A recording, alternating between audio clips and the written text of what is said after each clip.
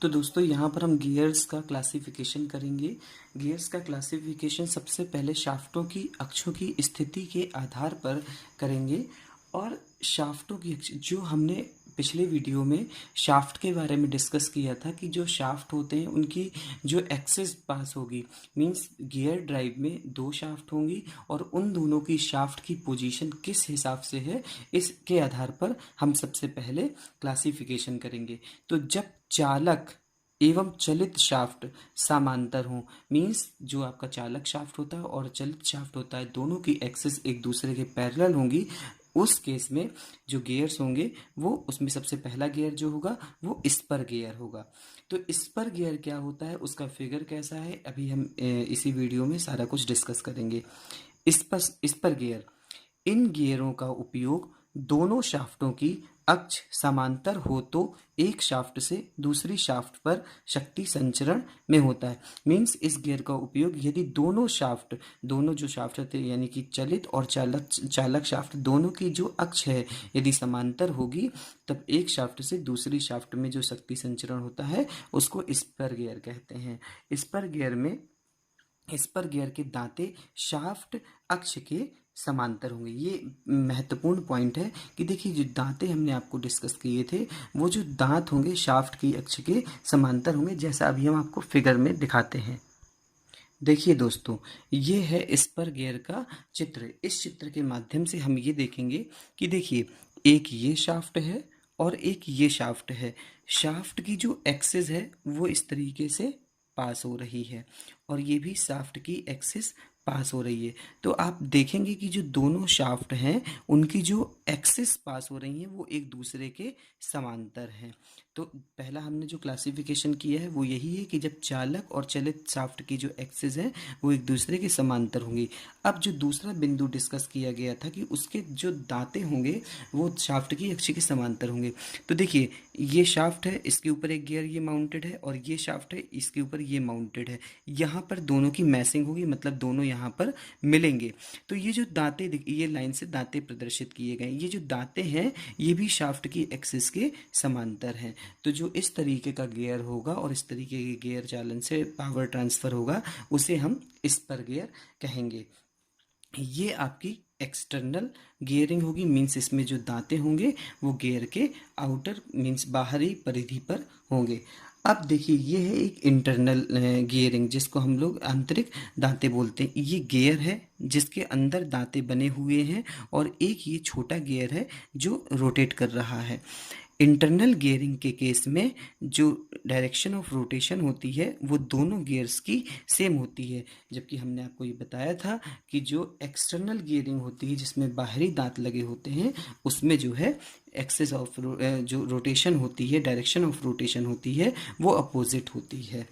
यहाँ पर देखिए परस्पर मिलने वाले दो गियरों में कम व्यास का गियर पिनियन कहलाता है। देखिए यदि दो गियर हैं और दो गियर में एक गियर बड़ा है और एक गियर छोटा है तो जो छोटा गियर होगा उसको हम पिनियन बोलेंगे। देखिए इस गियर का साइज यहाँ पर बड़ा है, इस फिगर में देखेंगे तो इस गियर का साइज यहाँ बड़ा है, लेकिन यहाँ से यहाँ तक इस गियर का साइज छोटा है तो इसे हम पिनियन बोलेंगे, जो छोटा वाला गियर होगा। बाह्य गियरों में दोनों गियरों की घुमाव दिशाएं एक दूसरे के विपरीत होती हैं, जबकि अंतःवलीय गियरों में घुमाव दिशाएं समान होती हैं। तो ये है स्पर गियर। इसके बाद हम बात करते हैं रैक एंड पिनियन गियर की। देखिए रैक एंड पिनियन में रैक क्या होता है और पिनियन क्या होता है। तो देखिए रैक एक ऐसे स्पर गियर का भाग होता है जिसकी दांतों की संख्या अनंत होती है। अभी हम स्पर गियर डिस्कस कर चुके हैं। ये है आपका पिनियन और ये है आपका रैक।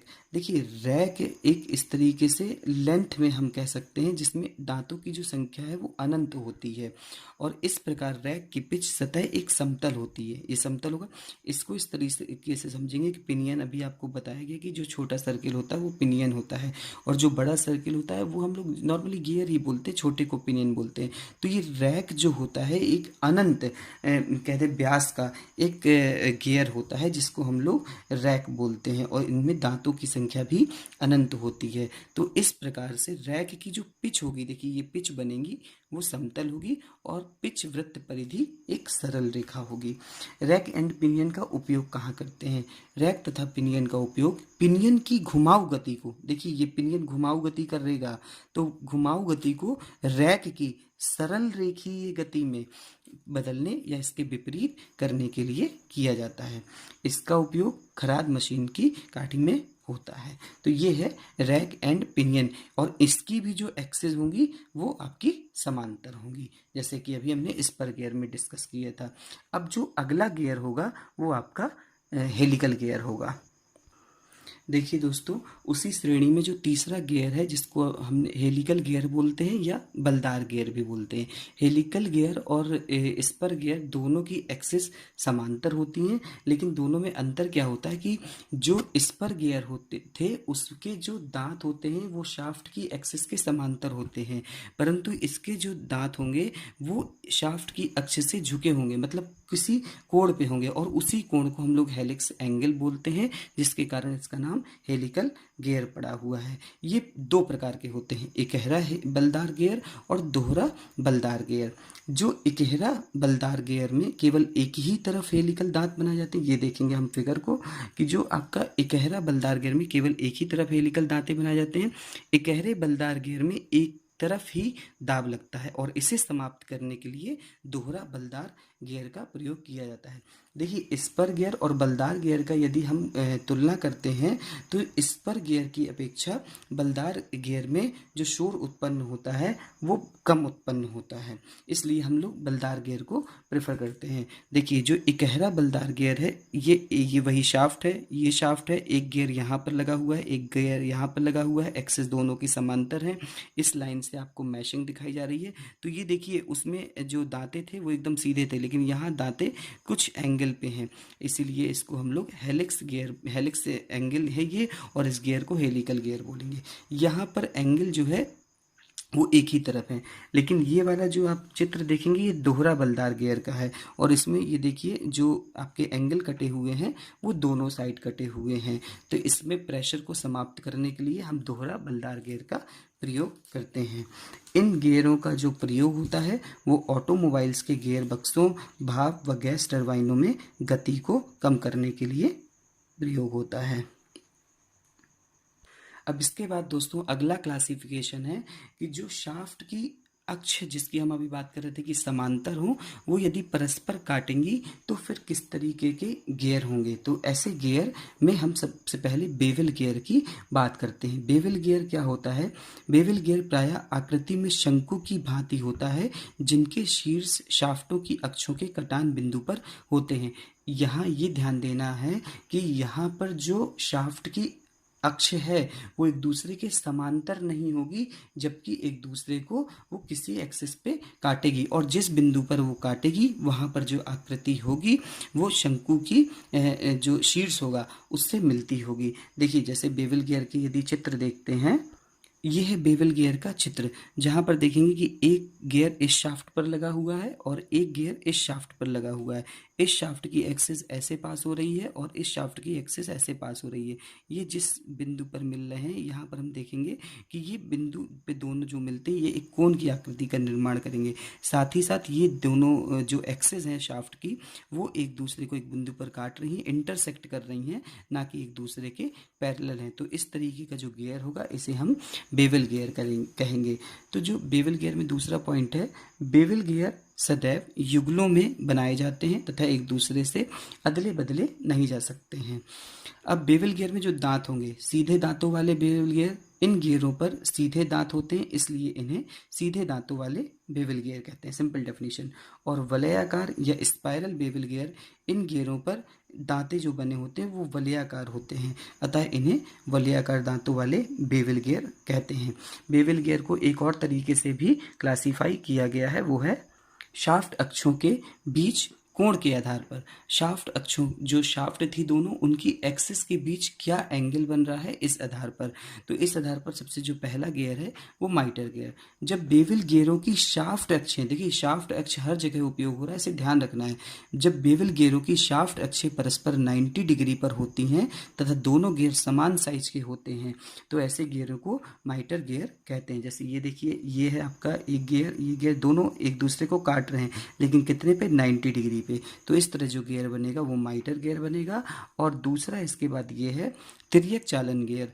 जब बेवल गियरों की शाफ्ट अक्षों के बीच का कोण 90 डिग्री से कम अथवा अधिक होते हैं तो ऐसे गियरों को तिर्यक चालन, ये देखिए जो एंगल बन रहा है ये 90 डिग्री से अधिक बन रहा है, ये आपके दोनों गियर लगे हुए हैं, ये शाफ्ट है, ये इंटरसेक्ट कर रही है, तो ये तिर्यक चालन गियर है। अब इसके बाद जो तीसरा क्लासिफिकेशन है दोस्तों वो ये है कि परस्पर असमांतर तथा ना काटने वाले शाफ्ट अक्षों के गियर।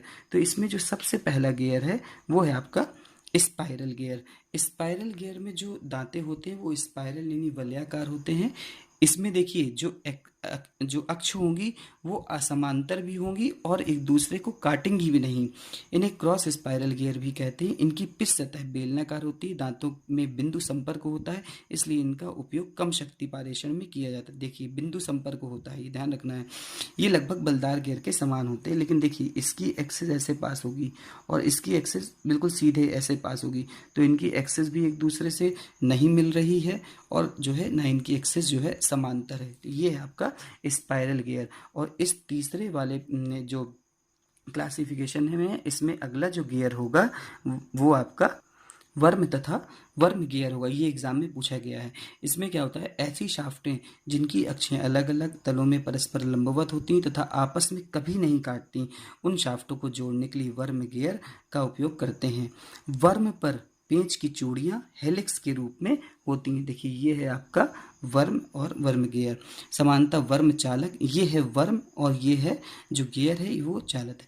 तो ये ऐसे रोटेशन करेगा, उसके रोटेशन के साथ ही जो इसमें चूड़ियाँ होंगी गियर के दांतों से फंसेंगी और फिर ये भी रोटेट करने लगेगा। तो यहाँ पर वर्म एक चालक की तरह होता है और गियर चलित अवस्था में होता है। इसमें आपकी पेंच की चूड़ियाँ रहती हैं। तो ये है क्लासिफिकेशन इनकी एक्सिस के आधार पर। अभी इनको हम लोग क्लासीफाई इस तरीके से भी कर सकते हैं कि एक्सटर्नल गियर और इंटरनल गियर, मीन्स बाह्य गियर और आंतरिक गियर। इसमें क्या होता है कि जो बाह्य गियर होते हैं उसमें तीत जो है गियर की परिधि में बाहर कटे रहते हैं और जो आंतरिक गियर होता है उसमें तीत जो है आंतरिक परिधि पर कटे होते हैं गियर के। जो बाह्य गियरिंग होती है उसमें जो रोटेशन होती है गियर्स की वो एक दूसरे के अपोजिट होती है, मीन्स एक क्लॉकवाइज तो दूसरा एंटी क्लॉकवाइज या इसके विपरीत। जबकि अंतः गियरिंग में जो रोटेशन होती है वो दोनों गियर्स की सेम होती है। यदि एक क्लॉकवाइज होगा तो दूसरा भी क्लॉकवाइज और यदि एक एंटी क्लॉकवाइज होगा तो दूसरा एंटी क्लॉकवाइज। तो दोस्तों ये है क्लासिफिकेशन और ये एग्जाम के पॉइंट ऑफ व्यू से बहुत ही महत्वपूर्ण है।